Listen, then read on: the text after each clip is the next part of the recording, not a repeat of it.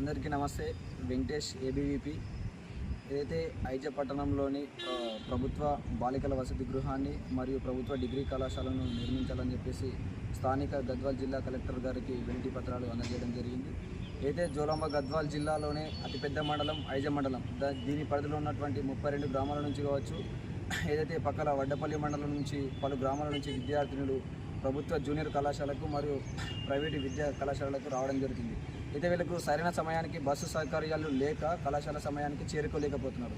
అదేవిధంగా కళాశాల వదిలిన తర్వాత కూడా రాత్రి 7 అయినా సరే కూడా విద్యార్థులు వాళ్ళ సొంత గ్రామాలకు చేరుకోలేని పరిస్థితి ఈరోజు తెలుస్తూ ఉంది. కాబట్టి విద్యార్థుల యొక్క భవిష్యత్తును దృష్టిలో ఉంచుకొని వీళ్ళకు వెంటనే బాలికల వసతి గృహాన్ని నిర్మించాలని చెప్పేసి ఏబీపీ తెలియజేస్తూ ఉంది.